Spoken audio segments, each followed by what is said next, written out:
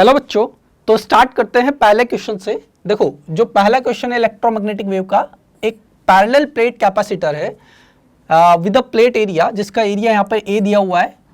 तो यहाँ पे हम देख सकते हैं एक पैरेलल प्लेट हमारे पास में कैपेसिटर है और इसका area capital A and the separation between these plates, यहाँ पर ये जो सेपरेशन है हमारे पास में स्मॉल डी है और इसे हमने एक चार्ज कर रहे हैं कांस्टेंट करंट से। तो जो करंट आ रहा है यहाँ पे that is the conduction current, वो I दिया हुआ है। Consider a plane surface area of A/2 parallel to the plates and drawn symmetrically between the plates. तो यहाँ पे क्या करना है, एक सिमेट्रिकली एरिया लेना है और ये वाला जो एरिया है हमारे पास में, ये A/2 एरिया हमें कंसिडर करना है और इस एरिया के लिए हमें फाइंड आउट करना है the displacement current through this area. If displacement current is given by I/n, then the value of n is over here. तो यहाँ पर कैपिटल N का वैल्यू फाइंड आउट करना है। अब देखो, हमें जो पता है यहाँ पर डिस्प्लेसमेंट करंट जो हमारा होता है, it is epsilon not d phi e by dt, that is epsilon naught and rate of change of electric flux, that is induced electric flux over here। अब देखो यहाँ पे क्या होगा, हम जो है phi e को यहाँ पे लिख सकते हैं e into a। तो यहाँ पे जो डिस्प्लेसमेंट करंट होगा ये हो जाएगा epsilon not d by dt into a। और नॉर्मली हमें पता है, अगर हम एक सर्किट की बात कर रहे होते हैं तो किसी सर्किट में जो कंडक्शन करंट होता है वही हमारा डिस्प्लेसमेंट करंट के इक्वल होता है। तो जो टोटल डिस्प्लेसमेंट करंट होगा थ्रू दिस एरिया ए, ये हो जाएगा हमारे पास में ID1, that is equal to the conduction current. Now हमें क्या करना है, इस एरिया से जो हमारा जो डिस्प्लेसमेंट करंट पास कर रहा है बच्चों, वो हमें यहाँ पर कैलकुलेट करना है। तो उसके लिए हम क्या करेंगे, मैंने मान लिया यहाँ पर कि इस वाले एरिया से जो हमारे पास में डिस्प्लेसमेंट करंट पास कर रहा है, लेट्स सपोज ये हमारे पास में है ID2, ठीक है। तो हम क्या कर सकते हैं, हमें यहाँ पे इस फॉर्मूला से हम एक चीज देख सकते हैं, ये जो है हमारे पास में, इसे लिखा जा सकता है E into A। और पैरेलल प्लेट कैपेसिटर के बीच में जो इलेक्ट्रिक फील्ड होता है हमारा, वो कांस्टेंट होता है। तो E तो इस डिफरेंशिएशन से जो है वो बाहर आ जाएगा और यहाँ पर हम ऐसा लिख सकते हैं एप्सिलॉन नॉट E इंटू, और A भी कांस्टेंट है तो A भी बाहर आ जाएगा।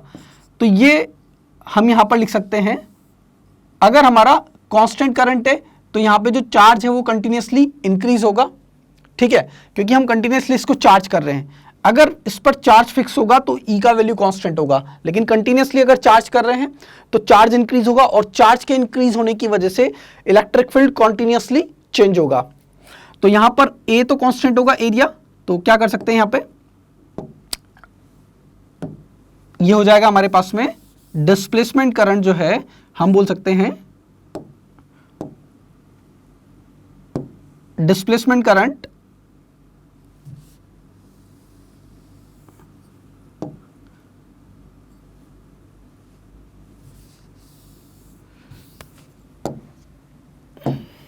ओके। तो डिस्प्लेसमेंट करंट जो है यहाँ पे E तो बाहर आ जाएगा, A बाहर आ जाएगा हमारे पास में, A epsilon not and it is dE by dt, ठीक है।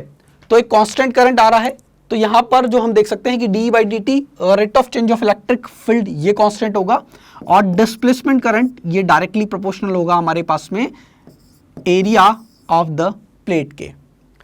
तो यहाँ पे हम लिख सकते हैं कि सेकेंड कंडीशन, जो कंडीशन हमने मानी है एरिया A/2 के लिए, और उसके लिए हमने डिस्प्लेसमेंट करंट यहाँ पे कंसीडर किया बच्चों ID2, और फर्स्ट कंडीशन में जो हमारा डिस्प्लेसमेंट करंट है अगर उससे डिवाइड कर देते हैं तो यहाँ पे एरिया हो जाएगा फर्स्ट कंडीशन के लिए A/2 by A, एंड ये हमारे पास में इक्वल हो जाएगा 1/2 के। अब फर्स्ट कंडीशन में जो इस टोटल एरिया से जो हमारा करंट पास कर रहा है डिस्प्लेसमेंट करंट, वो कंडक्शन करंट के इक्वल होगा and that is equals to I। So therefore यहाँ पे हम बोल सकते हैं I D2 it is equals to I/2, and इस अकॉर्डिंग जो डिस्प्लेसमेंट करंट है it is given by small I/n। तो यहां पर जो n का वैल्यू होगा इट इज 2। चलो नेक्स्ट क्वेश्चन की बात करते हैं बच्चों। यहां पे अगले क्वेश्चन में हमें बोला है यहाँ पे N electromagnetic wave has an electric field given by the expression in Cartesian coordinates.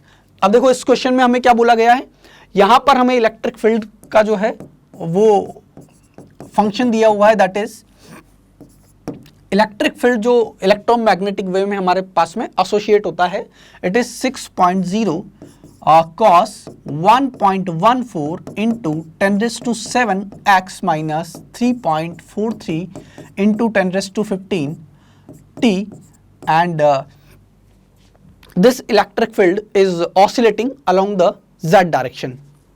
And now what is the direction of magnetic field at t is equals to 0 and position x is equals to 0? So यहाँ पर हमें ये बताना है कि t is equals to 0 and x is equals to 0 पर जो ये मैग्नेटिक फील्ड जो डायरेक्शन होगा, what is the direction of magnetic field, ठीक है। और वी नो यहाँ पे जो डायरेक्शन ऑफ पॉइंटिंग वेक्टर होता है, it is in the direction of E cross B। So clearly यहाँ पर हम देख सकते हैं इस इलेक्ट्रिक फील्ड के थ्रू ये जो वेव होगा ये प्लस x डायरेक्शन में प्रोपोगेट कर रहा है। It means E cross B will gives I cap. And अगर हम यहाँ पे बात करते हैं t is equal to 0 and x is equal to 0 पे, तो यहाँ पर इलेक्ट्रिक फील्ड को देख सकते हैं। देखो जो इलेक्ट्रिक फील्ड का ऑसिलेशन है वो होगा तो z के अलोंग, लेकिन ये प्लस z में जाएगा या माइनस z की तरफ जा रहा है, ये डायरेक्शन डिसाइड करेगा ये t is equal to 0 and x is equal to 0। तो t इज इक्वल टू 0 और x इज इक्वल टू 0 की वैल्यू अगर हम यहाँ पे पुट करते हैं तो देखते हैं, देखो ये हो जाएगा हमारे पास में E xt is equal to 6.0 cos x is equal to 0, so ये हो जाएगा 0 minus 0 and it is z cap, and cos 0 will become the 1, so at t is equals to 0 and x is equals to 0, electric field will be equals to 6z cap। इसका मतलब यहां पर इस condition पर जो हमारे पास में इलेक्ट्रिक फील्ड का जो ऑसिलेशन होगा वो पॉजिटिव z के अलोंग होगा। लेट सपोज ये मैंने कंसीडर कर लिया x y and this is z, so z cap and cross n cap and it will gives the I cap, and z cap के अलोंग हम कंसीडर कर सकते हैं it is k cap, right, या हम ऐसा भी लिख सकते हैं z cap cross n cap and it is equals to along the x we can also write x cape over here. So we know the k cape cross n cape will gives the I cape when n cape is equals to minus j cape. It means at this time and at this position the magnetic field will oscillate along the y but in the negative y direction. So इसके according जो हमारा option होगा यहाँ पे option third correct होगा, ठीक है। चलो let's move to the next question, अगले क्वेश्चन की तरफ हम बढ़ते हैं। यहाँ पे अगला क्वेश्चन बोल रहा है यहाँ पे identify the correct statements from the following descriptions of various properties of electromagnetic waves. So यहाँ पे हमें कुछ स्टेटमेंट्स दिए हुए हैं regarding the electromagnetic waves and वो हमें यहाँ पे उनको टिक मार्क करना है। तो पहला जो यहाँ पे बोला गया है, in a plane electromagnetic wave electric field and magnetic field must be perpendicular to each other. So ये तो हमें पता है, जब भी इलेक्ट्रोमैग्नेटिक वेव का प्रोपोगेशन होता है तो वहाँ पर जो इलेक्ट्रिक फील्ड और मैग्नेटिक फील्ड होता है both are perpendicular to each other and both the field will also perpendicular to the direction of propagation, and direction of propagation of wave should be along the electric field or magnetic field. So यहाँ तक तो ये statement correct है। इसके बाद में जो direction of propagation को लेकर के यहाँ पे बताया गया है कि ये जो है या तो either it is in the direction of electric field or either it is in the direction of magnetic field. So option A यहाँ पे हमारा इनकरेक्ट हो जाता है। Now for the option B यहाँ पे बोला गया है the energy in electromagnetic wave is divided equally between the electric and magnetic field. So जो यहां पर हमारे पास में एनर्जी होता है बच्चों, या हम एवरेज एनर्जी डेंसिटी की बात करते हैं बेसिकली, तो जो एनर्जी होता है वो इक्वली, अगर हम एवरेज एनर्जी निकालते हैं तो वो एवरेज एनर्जी जो है वो equally electric and magnetic fields में जो है वो इक्वली डिवाइड होता है, और दोनों ही फॉर्मूला से हम इसको कैलकुलेट करते हैं। तो इसके अकॉर्डिंग जो हमारा ऑप्शन है यहाँ पर B, it is also correct. Now for the option C, both electric field and magnetic field are parallel to each other and perpendicular to the direction of propagation of wave. So इस option C में बोला गया both electric and magnetic field are parallel to each other, तो ये यहीं पर incorrect हो जाता है, बिकॉज यहां पर जो हमारा लो होता है इसमें हमारा तीनों म्यूचुअली परपेंडिकुलर होता है, electric field, magnetic field and direction of propagation. So therefore it is also incorrect. देखो बच्चों, अब नेक्स्ट ऑप्शन डी के लिए हम यहां पे देखते हैं, the electric field, magnetic field and direction of propagation of wave must be perpendicular to each other. Electric field, magnetic field and direction of propagation of wave must be perpendicular to each other. So this is the necessary condition for the electromagnetic wave. Therefore option D is also correct. Now for the option E, the ratio of amplitude of the magnetic field, that is B naught, to the amplitude of electric field, that is E naught, is equal to the speed of light. So it is saying B naught by E naught, it is equals to C. So it is incorrect, because we know E naught by B naught will be equals to C. So therefore E is also incorrect. तो यहाँ पे जो हमारा correct answer होगा B and D, and इसके corresponding option second जो है हमारा वो करेक्ट आंसर है। चलो नेक्स्ट क्वेश्चन की तरफ हम बढ़ते हैं बच्चों। देखो नेक्स्ट क्वेश्चन में क्या बोला गया है, it is saying the electric field strength produced by a radiation coming from a 100 watt bulb, so power of bulb यहाँ पे हमें given है, that is 100 watt, and इसका जो distance है it is at a distance 3 meter, and electric field ये बोला गया यहाँ पे electric field strength जो है it is E.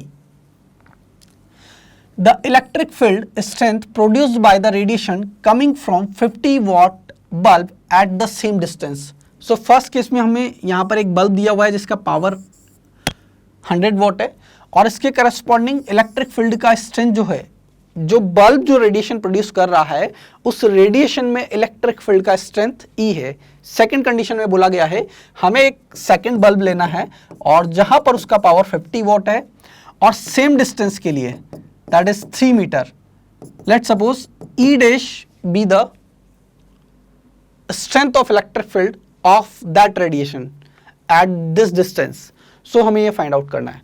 तो हमें पता है हम यहाँ पे लिख सकते हैं जो हमारे पास में पावर होता है, अगर हम पावर की बात करते हैं तो energy density that is half epsilon naught E square into, and इसको हम लिख सकते हैं वॉल्यूम। तो अगर हमने मान लिया कि वो x डिस्टेंस तक चला तो यहाँ पे हम लिख सकते हैं power it is equal to half epsilon naught E square, that is the energy in per unit volume.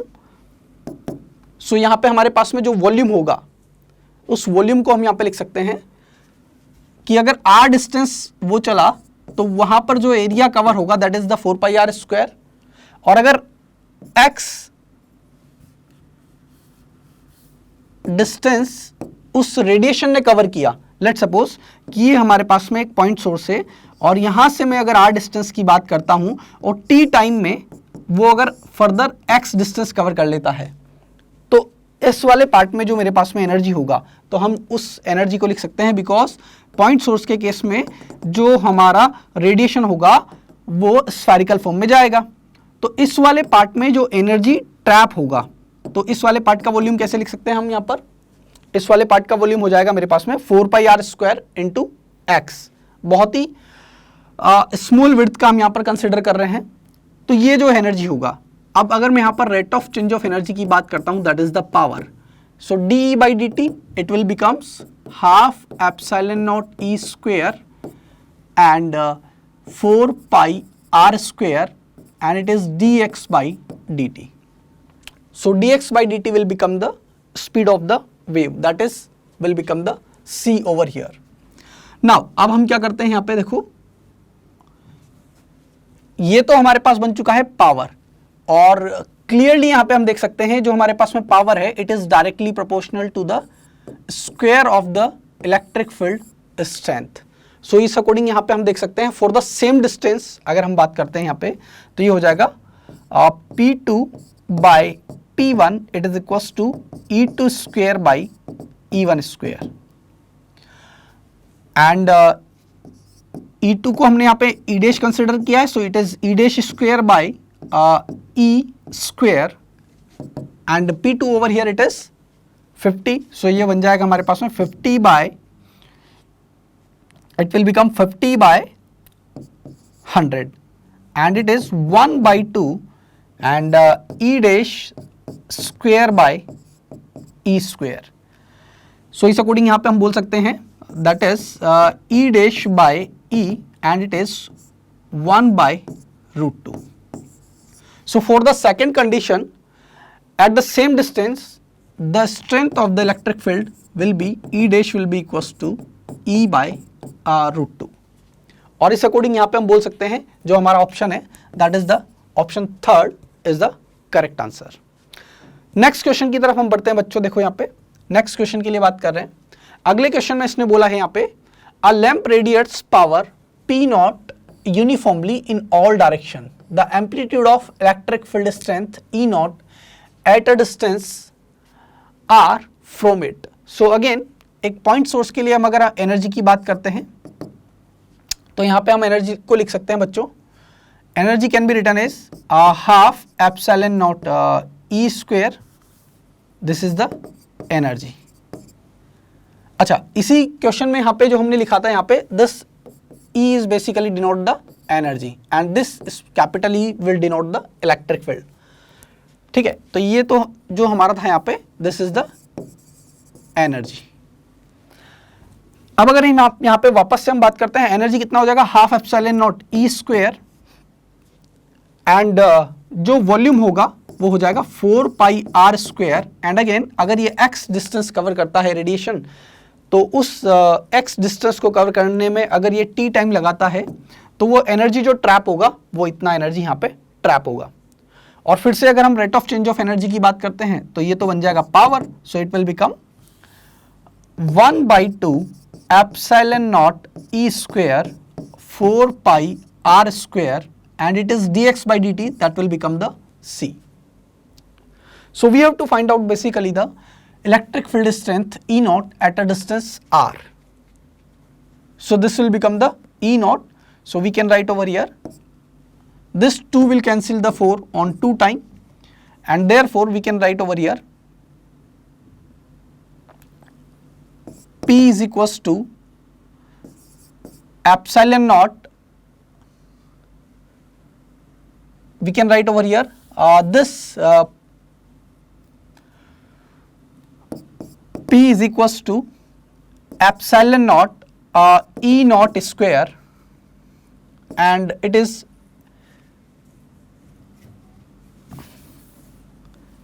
P is equals to epsilon naught E naught square into 2 pi R square into C. और यहाँ पे हम देख सकते हैं जो हमारे पास में इलेक्ट्रिक फील्ड का स्ट्रेंथ होगा ये हो जाएगा E naught square and it will become the P divided by 2 pi R square C into epsilon naught. So ये हो जाएगा हमारे पास में E naught it is equals to root over P divided by 2 pi R square C into epsilon naught. और इस according अगर हम चेक करते हैं तो यहाँ पे जो है option first will be the correct answer. अच्छा, नेक्स्ट क्वेश्चन की तरफ हम आगे बढ़ते हैं बच्चों. देखो नेक्स्ट क्वेश्चन में क्या बोला गया है, स्टेटमेंट बेस्ड क्वेश्चन है तो हमें चेक करना होगा कि कौन सा स्टेटमेंट हमारा करेक्ट है. बेसिकली मतलब 4 हमें ऑप्शंस दिए हुए हैं regarding the displacement current and we know the displacement current ID it is equals to epsilon naught d phi E by dt over here. So clearly यहाँ पे हम बोल सकते हैं is same as conduction current due to the flow of free electron. So first बात तो सही है, जो पहला यहाँ पे स्टेटमेंट है is same as conduction current, but due to the flow of free electron, so it is incorrect because between the parallel plate capacitor वहां पर हमारा वैक्यूम होता है. अगर हम किसी तरह का मीडियम फिल भी कर देते हैं देन ये डिफरेंट केस हो जाएगा, लेकिन जो हमारा पैरेलल प्लेट कैपेसिटर होता है वहां पर उनके बीच में किसी तरह के चार्ज का कोई फ्लो नहीं होता है. So it is incorrect. Option second is same as conduction current, यहां करेक्ट है, but due to the flow of positive ion. तो प्लेट्स के बीच में किसी तरह का कोई पॉजिटिव आयन फ्लो नहीं होता है.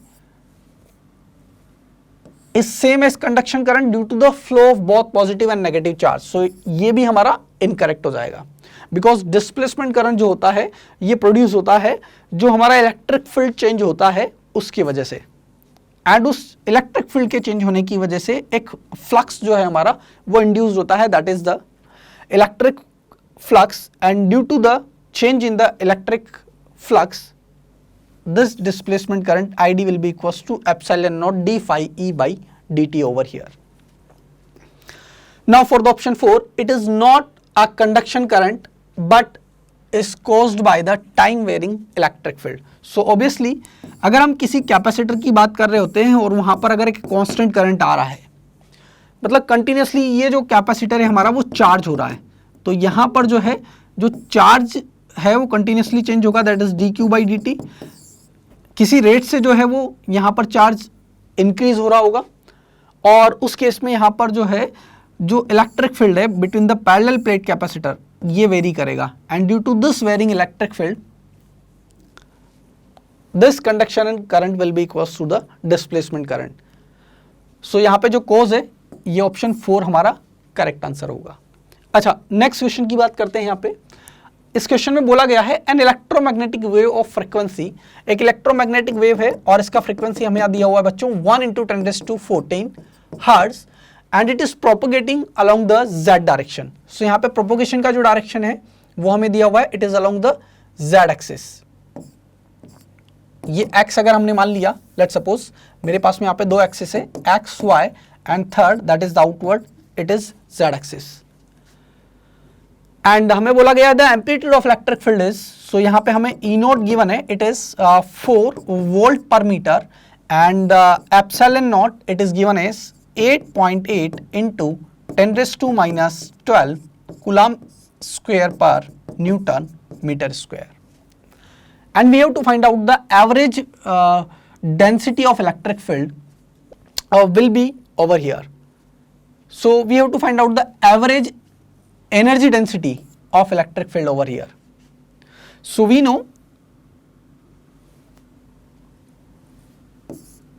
U can be written as half epsilon naught, and it is E naught square. So average energy density of electric field will be half epsilon naught and E naught square. So on solving we can write over here half into, and we have to find out the average density of energy density of the electric field.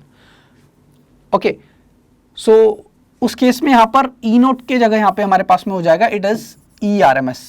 सो ये हो जाएगा हमारे पास में epsilon not, इसका value हो जाएगा हमारे पास में 8.8 × 10⁻12, and ERMS can be written as E naught by √2 whole square. So on putting the value we can see over here half 8.8, so this 2 will cancel, 8.8 on 4.4 into 10⁻12 into, and E naught का value है यहाँ पे हमारे पास में, ये हो जाएगा हमारे पास में 4 square, and the square of this √2 will be equals to 2. So ये हो जाएगा 2.2 into 16 into 10⁻12. अच्छा, इसको अगर फर्दर सॉल्व करते हैं हम यहाँ पे तो ये हो जाएगा हमारे पास में 2.2. So this will be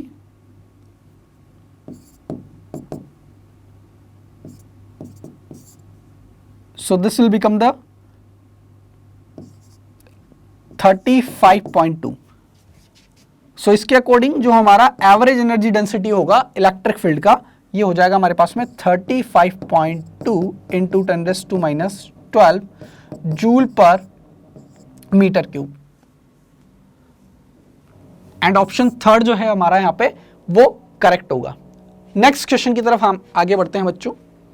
अगला क्वेश्चन है हमारा यहाँ पे, इस क्वेश्चन में बोला गया है for a plane electromagnetic wave propagating in the positive z direction which one of the following combination gives the correct possible direction for the electric field respectively। तो देखो यहाँ पे बोला गया है एक प्लेन इलेक्ट्रोमैग्नेटिक वेव जो है हमारा ये प्रोपोगेट कर रहा है पॉजिटिव z डायरेक्शन में। So positive z direction it means the direction of propagation it is along the k cap.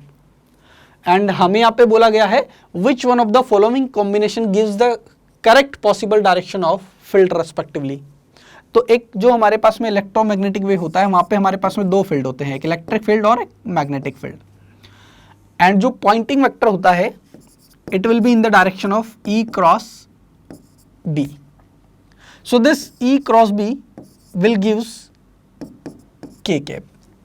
So for the first option if you check, let's suppose if you do I K plus 2J cap, I K plus 2J cap, one thing जो हमें याद रखनी है यहाँ पर, जब भी electromagnetic wave propagate कर रही होती है तो electric field and magnetic field दोनों परपेंडिकुलर होते हैं and direction of propagation also perpendicular to each of them, both of them mutually perpendicular होते हैं तीनों आपस में। तो एक कंडीशन तो यहाँ पे हम चेक कर सकते हैं दोनों फील्ड्स के लिए कि इनका जो डॉट प्रोडक्ट है वो जीरो होगा। तो फर्स्ट ऑफ ऑल हमें चेक करना है कि जो दोनों फील्ड है उनका डॉट प्रोडक्ट जीरो होगा and cross product will gives the answer in terms of plus k cap. तो first of all first option के लिए अगर हम चेक करते हैं dot product, so I dot I, so it will gives the 2 minus 2 and it is equals to 0। So dot product तो यहाँ पर इसका जीरो है। अब क्रॉस प्रोडक्ट अगर पॉजिटिव के केप के केस में आंसर दे देता है तो यही हमारा करेक्ट आंसर हो जाएगा। तो इसके लिए चेक करते हैं आई के plus 2J cap cross 2I cap minus J cap. तो यहां पे हमारे पास में हो जाएगा I cap cross 2I cap plus I cap cross minus J cap plus 2J cap cross 2I cap minus plus 2J cap cross minus J cap. So J cross J will be 0. This I cross I will become the 0 and I cross J will gives the K cap. So it will be minus K cap because there is a minus sign. Similarly यहाँ पर हमारे पास में जो है वो J cross I है. So J cross I will give the minus K cap. So it will be minus 4 K cap. तो यहाँ पे जो हमारा आंसर आ रहा है वो के केप में तो आ रहा है बट ये माइनस के केप में आ रहा है। एंड यहाँ पे जो प्रोपोगेशन है हमारा it is along the positive z direction. So पहला ऑप्शन हमारा इनकरेक्ट हो जाता है। सेकेंड ऑप्शन के लिए हम चेक करते हैं first of all dot product. So dot product हो जाएगा ये 2.3 इट इज -6 बिकॉज यहाँ पे माइनस है, -3 J cap dot minus 2J cap, so it will become the +6। So dot product तो ऑप्शन 2 का 0 है, दोनों फील्ड आपस में परपेंडिकुलर है। But the third condition, but the second condition जो हमें चेक करनी है क्रॉस प्रोडक्ट के लिए it is -2I cap minus 3J cap cross 3I cap minus 2J cap. So this I cross I will become the 0. So next minus 2I cap cross minus 2J cap. Now the next will minus 3J cap cross 3I cap and this J cross with the J cross minus 3J cap cross minus 2J cap it will become the 0. तो अभी से solve करते हैं यहाँ पे, तो ये minus minus तो प्लस हो जाएगा, I cross J it will become the K. So it is 4K cap plus and this J cross I will become the minus K cap. So ये minus K cap होगा and minus sign यहाँ पे already है तो it will become the plus. So it will become plus 9 kCap and it is equals to 13 kCap over here. तो जो हमारा required answer है, जो फील्ड का प्रोपोगेशन है वो प्लस जेड डायरेक्शन के अलोंग होगा और ये प्लस के केप में आंसर जो है यहाँ पे दे रहा है, तो इस अकॉर्डिंग हमारा जो ऑप्शन सेकंड है ये करेक्ट होगा। सिंगल करेक्ट आंसर है तो ऑप्शन सेकंड एंड फोर्थ जो है हमारा वो इनकरेक्ट है।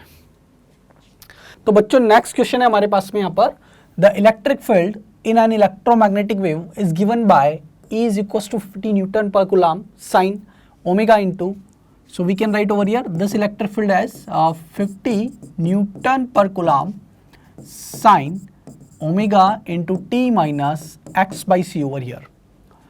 Now the energy contained in the cylinder of volume V is, so over here the energy contained in the volume V it is given as 5.5 into 10 raised to minus 12 joule, and we know we can write the energy is, energy will be equals to energy density, that is half epsilon naught E square into volume. So we have to find out the volume of the cylinder that is contained the energy 5.5 into 10 raised to minus 12 over here. So क्या कर सकते हैं बच्चों, यहाँ पे हम the energy तो हमें दिया हुआ है, that is 5.5 into 10 raised to minus 12 and it is half epsilon naught, it is 8.8 into 10 raised to minus 12 दिया हुआ है बच्चों यहाँ पे।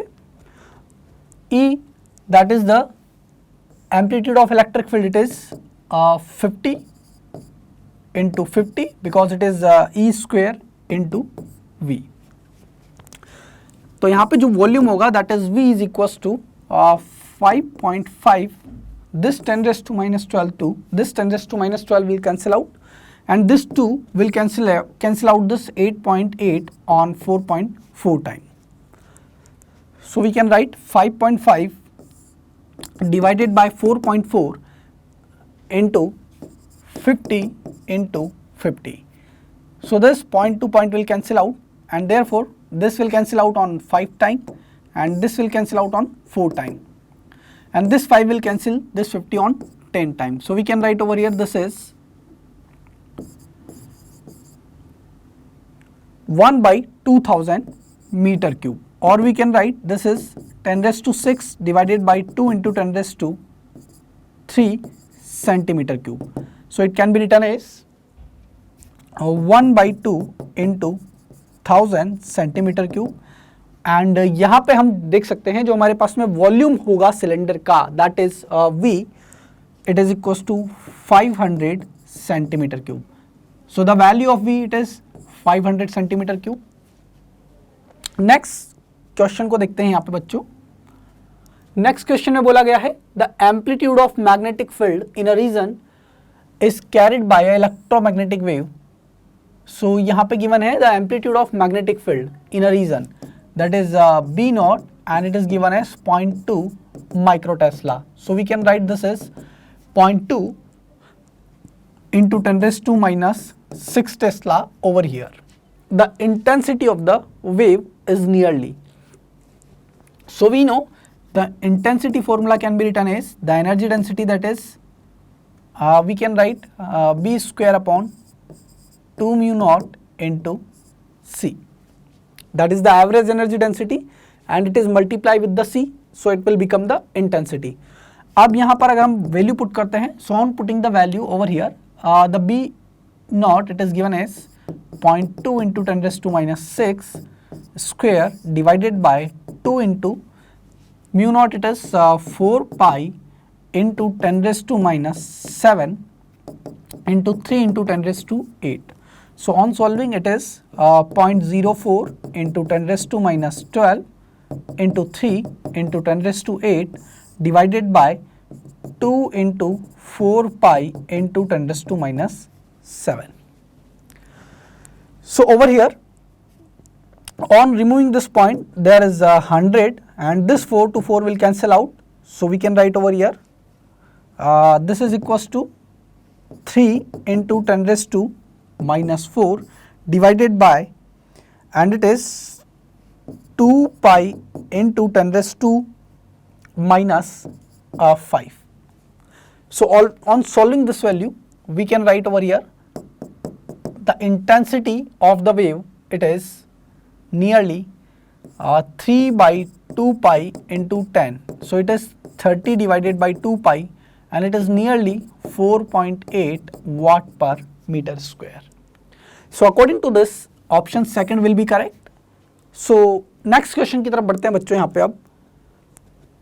तो जिस क्वेश्चन की हम बात कर रहे हैं बच्चों यहाँ पे, नेक्स्ट क्वेश्चन है हमारा, if the electric field intensity of a uniform plane electromagnetic wave. यहाँ पर जो हमें इलेक्ट्रिक फील्ड दिया हुआ है, हम यहाँ पे बोल सकते हैं this is the superposition of two electric field. So over here it is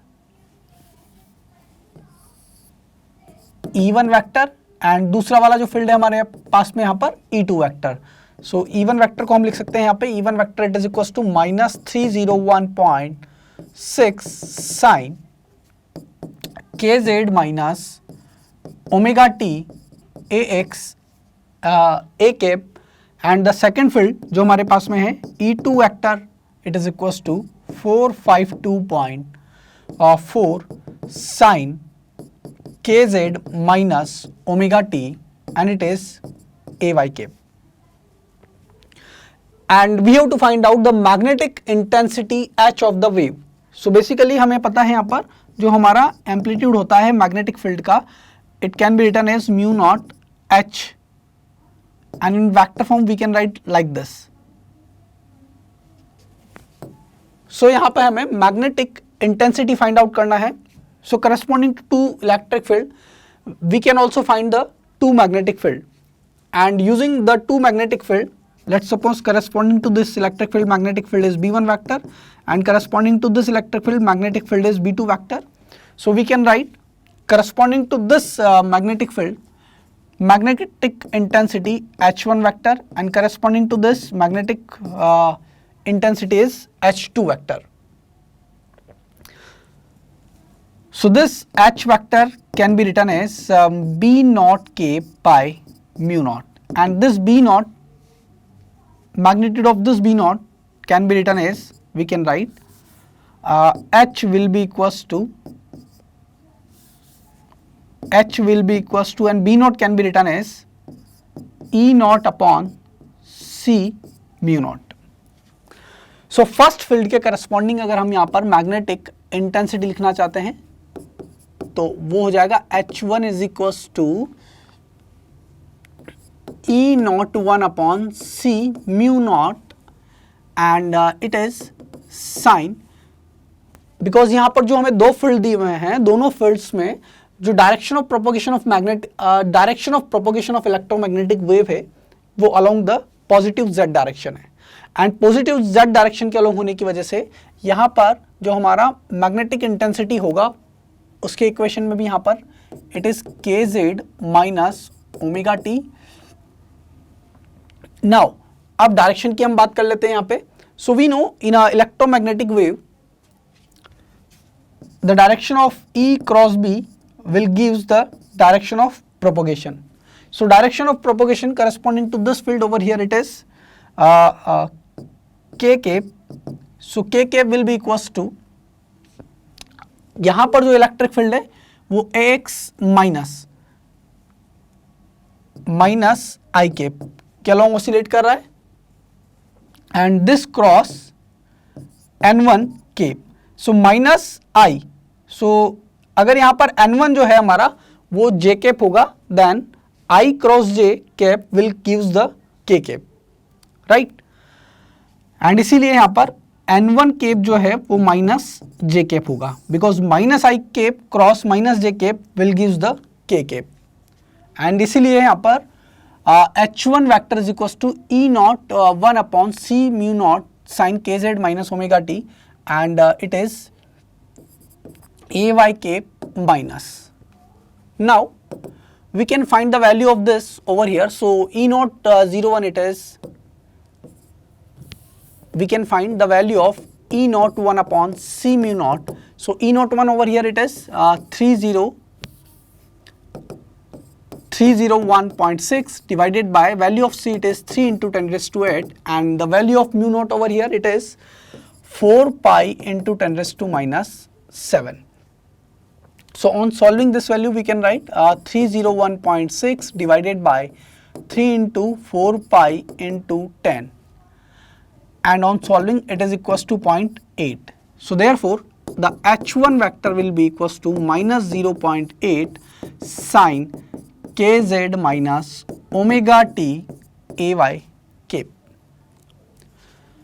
इसी तरह से हम यहाँ पर h2 वेक्टर को फाइंड आउट कर सकते हैं. सो H2 वेक्टर के लिए फर्स्ट ऑफ ऑल हमें डायरेक्शन अगर फाइंड करना है तो again the direction of propagation of electromagnetic wave ये प्लस के कैप में है. So we can write the plus k cap and it is equals to again it is along the, this field is along the plus y cap. So we can write it is j cap cross n2 cap. So we know I cross j will gives the k cap.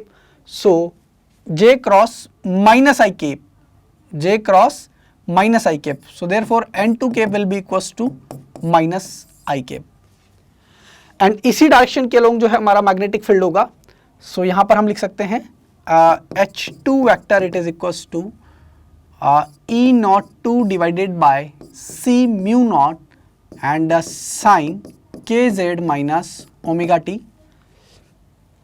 Now अब direction हमें देना है यहाँ पे, तो ये हो जाएगा हमारे पास में AX केप एंड आगे यहाँ पे माइनस लग जाएगा बिकॉज यहाँ पे N2 के केप जो है वो माइनस आई केप के अलोंग है. And value of E naught, यहाँ पे हमारे पास में जो वैल्यू होगा the value of E naught 2 divided by C mu naught. So E naught 2 का वैल्यू हमारे पास में है 452.4 divided by the value of C it is 3 into 10⁻⁸ and value of mu naught it is 4 pi into 10⁻⁷. So it is 452.4 divided by 12 pi into 10 and ये value हो जाएगी हमारे पास में on solving it is 1.2. So इसीलिए यहाँ पर जो H2 होगा it is H2 is equals to H2 vector is equals to यहाँ पे हम लिख सकते हैं it is -1.2 H2 vector is equals to minus 1.2 sin kz minus omega t and it is AX cape. According to this यहाँ पर हम देख सकते हैं हमारा जो ऑप्शन थर्ड है it is the correct answer. Next question की तरफ बढ़ते हैं बच्चों. यहाँ पे अगला क्वेश्चन जो हमारे पास दिया हुआ है बच्चों, the electric field intensity produced by the radiation coming from 100 watt bulb at a distance of 3 meter it is E. So intensity को हम यहाँ पे लिख सकते हैं it is power upon area and it can be written as half epsilon naught E naught square into C. So at a distance 3 meter this intensity is E. So power can be written as a half epsilon naught E naught square into C and the area covered by the radiation, so it can be written as 4 pi r square. Let's suppose r be the distance from the source over here. अगर यहाँ पर हमारे पास में एक point source है तो यहाँ से अगर r डिस्टेंस पर अगर हम इंटेंसिटी की बात कर रहे हैं तो ये जो एरिया कवर करेगा जिस स्फीयर का that is the 4 pi r square. Now clearly यहाँ पर हम देख सकते हैं बिकॉज हमें जो है फाइंड आउट करना है the electric field intensity produced by the radiation. So इस सोर्स से अगर r डिस्टेंस पर देखो क्वेश्चन में बोला गया है एक बल्ब दिया हुआ है, the bulb that has the power 100 watt and at a distance 3 meter, at a distance 3 meter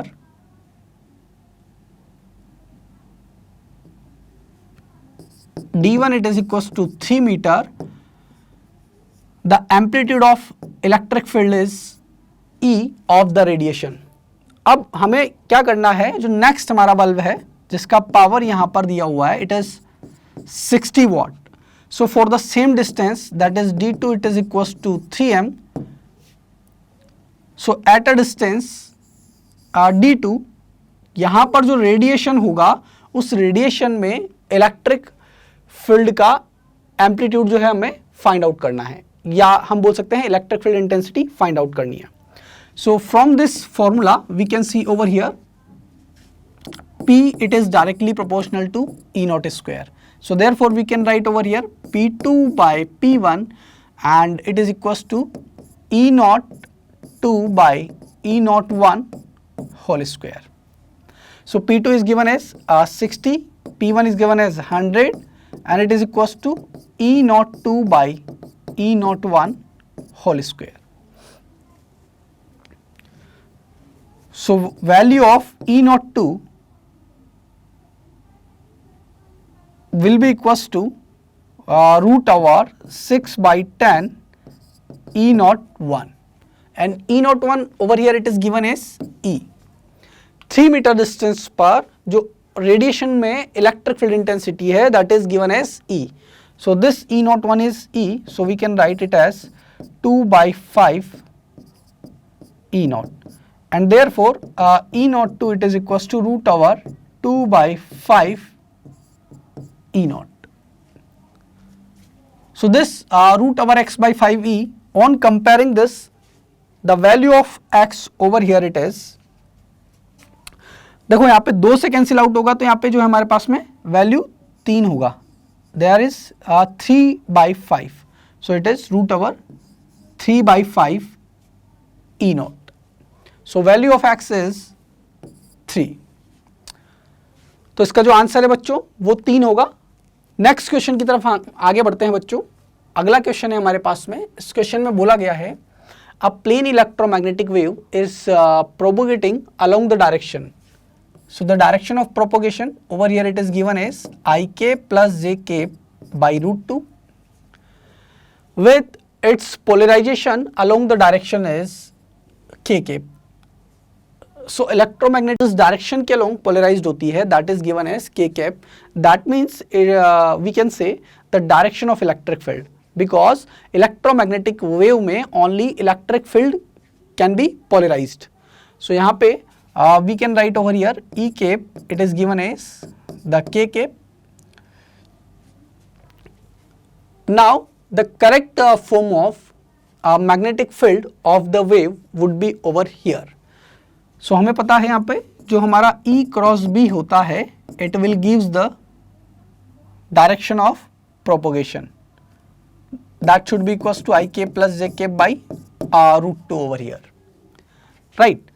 so first of all हमें यहाँ पे चेक करना है for first field the direction of magnetic field is over here, electric field is k cap and first option के लिए अगर हम check करते हैं तो k cap cross ik plus j cap by root 2 and it should be equals to the direction of propagation, that is ik plus j cap by root 2.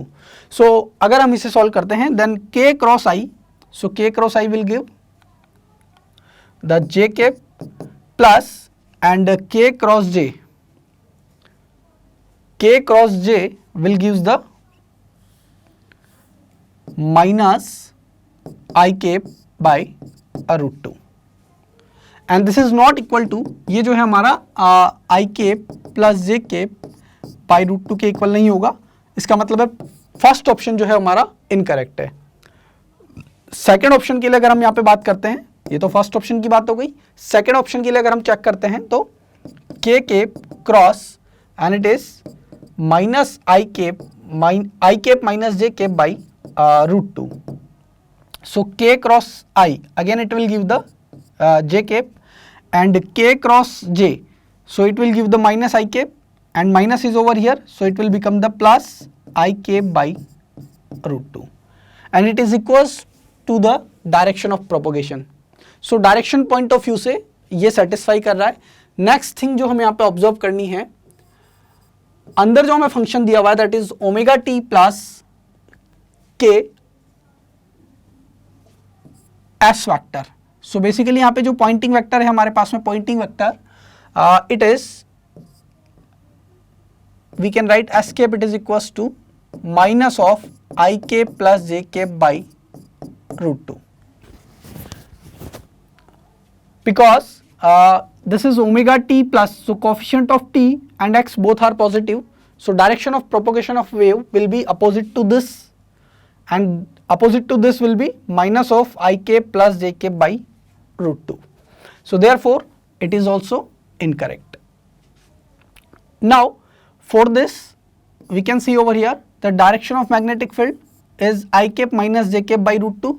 So second option की तरह ही हमारे पास में यहाँ पर थर्ड ऑप्शन है, तो third option का जो डायरेक्शन है मैग्नेटिक फील्ड का वो तो हमने ऑलरेडी फाइंड आउट कर लिया है and it is satisfy for the equation. अब अंदर फंक्शन जो दिया हुआ है उसके लिए हमें चेक करना है, तो यहाँ पे t और k का जो कोफिशिएंट है दोनों अपोजिट डायरेक्शन के हैं. सो इसका मतलब यहाँ पर जो ये k का जो मल्टीप्लीकेशन है इसके अपोजिट डायरेक्शन में अगर हम बात करें, क्योंकि यहाँ पर जो ये दिया हुआ है माइनस ऑफ आई के plus J K by root 2, सो इसके अपोजिट जो होगा दैट इज आई के plus J K by root 2 and this is basically the S cap, that is the pointing vector, or we can say this is the direction of propagation of electromagnetic wave. So along with the direction of magnetic field, the direction of propagation जो है दोनों conditions यहाँ पर satisfy हो रही है and therefore option third यहाँ पर करेक्ट आंसर है. सिंगल करेक्ट है तो यहाँ पे जो हमारा ऑप्शन 4 तो इनकरेक्ट हो जाएगा बिकॉज के केप जो है वो हमारा करेक्ट डायरेक्शन नहीं है मैग्नेटिक फील्ड का. नेक्स्ट क्वेश्चन की तरफ बढ़ते हैं बच्चों. यहाँ पे अगला जो क्वेश्चन है हमारे पास में, an electromagnetic wave of intensity that is 50 watt per metre square enter in a medium of refractive index n without any loss. So अगर यहाँ पर हम वैक्यूम की बात कर रहे हैं, यहाँ से दूसरा मीडियम हमारा स्टार्ट हो रहा है, तो यहाँ से जो है एक electromagnetic wave it will enter from vacuum to the another medium and without any loss. So without any loss, that means in vacuum we can write B naught square by 2 mu naught, that is the intensity, and in the medium let's suppose its refractive index is n, so we can write it can be written as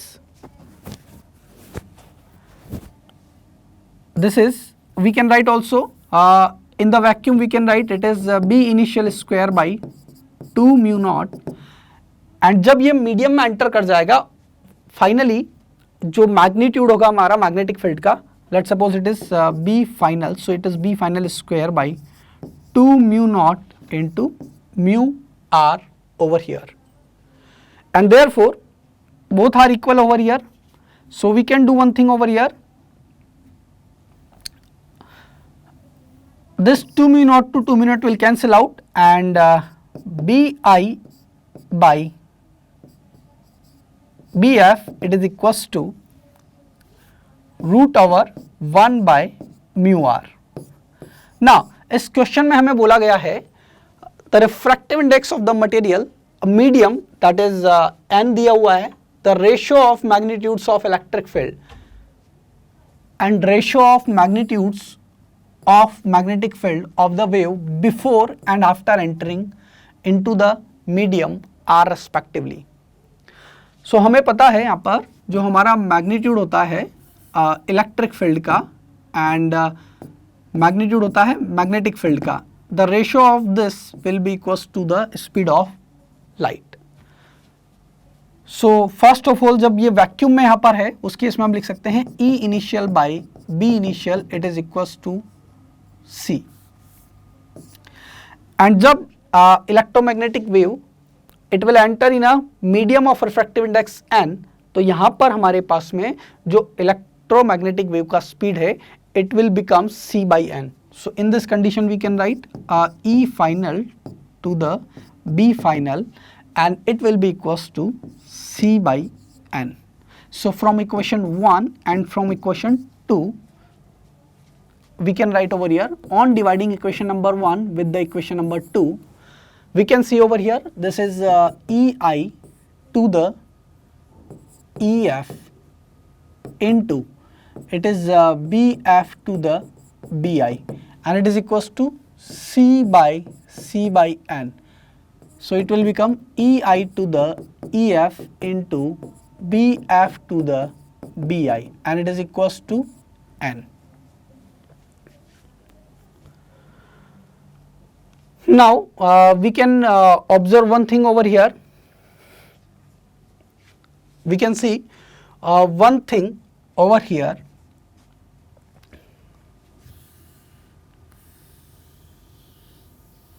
Just because on entering into any medium, its relative permeability, so we can find V is equals to C by root over mu r and epsilon r. So epsilon r, let's suppose it is 1. So V will be equals to C by root over mu R, and यहाँ पे हमारे पास में जो speed दिया हुआ है refractive index जिसका n है, it is c by n, so it is equal to c by root over mu r. So यहाँ पर जो वैल्यू होगा हमारे पास में that is c to c will cancel out and the value of root over mu r will be equals to n over here. So therefore using this equation, let's suppose equation number 3rd over here. So we can write bi to the b final, that is bi to the b final, and it will become 1 by root over n. And using this value in this equation, we can write over here ei to the ef into, and bi to the bf, it is equals to 1 by root over n, so it will become root n is equals to n, so ei to the ef, and it will become the root over n. So clearly यहाँ पे हम देख सकते हैं बच्चों, जो हमारा correct answer होगा, the ratio of electric field before entering the magnetic field and before and after entering into the medium, it is ei to the ef, and it is equals to root over n. So this is the correct answer, and corresponding to the magnetic field, it is given as bi to the bf, that is equals to 1 by root over n. So यहाँ पर हमारा option 3rd जो है वो correct answer होगा. Next question की तरफ बढ़ते हैं हम यहाँ पर. The next question is the magnetic field of a plane electromagnetic wave is given by, it is B vector, it is equals to 2 into 10 raised to minus 8 sin 0.5 into 10 raised to 3x plus 1.5 into 10 raised to 11 t j cap Tesla. इस question में हमें find out करना है the amplitude of the electric field would be. तो यहाँ पर हमारे पास में जो एम्पलीट्यूड है मैग्नेटिक फील्ड का, दैट इज बी नॉट, ये दिया हुआ है हमारे पास में 2 into 10 raised to minus 8, and we know the E naught, that is the amplitude of electric field to the amplitude of magnetic field, it is equals to C. और अगर हम यहाँ पे स्पीड ऑफ लाइट अगर find out करते हैं, speed of electromagnetic wave using this equation, so it will be equals to the coefficient of t, that is 1.8 into 10 raised to 11 divided by coefficient of x, that is 0.5 into 10 raised to 3. So on solving, it is equals to 3 into 10 raised to 8 meter per second. So therefore we can write V is equals to C over here. So therefore using this relation over here, we can write E naught, it is equals to C into B naught. And हमारे पास में यहाँ पर C का जो value होगा 3 into 10 raised to 8 metre पर second, and B naught is given as 2 into 10 raised to minus 8. So this 10 raised to 8 to 10 raised to minus 8 will cancel out, and therefore this value will be equals to 6 volt per meter. Now अब अगर हम direction की बात करते हैं तो इस function को देख के हम यहाँ पे क्लियरली देख सकते हैं, it is x plus t. So basically जो कोफिशिएंट है हमारा x और t का, both are same, so direction of propagation of wave will be towards the minus x axis. So we can say we know E cap cross B cap will give the S cap, that is the Poynting vector. So we have to find out the direction of oscillation of electric field. Let's suppose it is N cap cross, and B cap it is given as minus I cap, and S cap B cap यहाँ पे हमें जो दिया हुआ है it is along the J cap.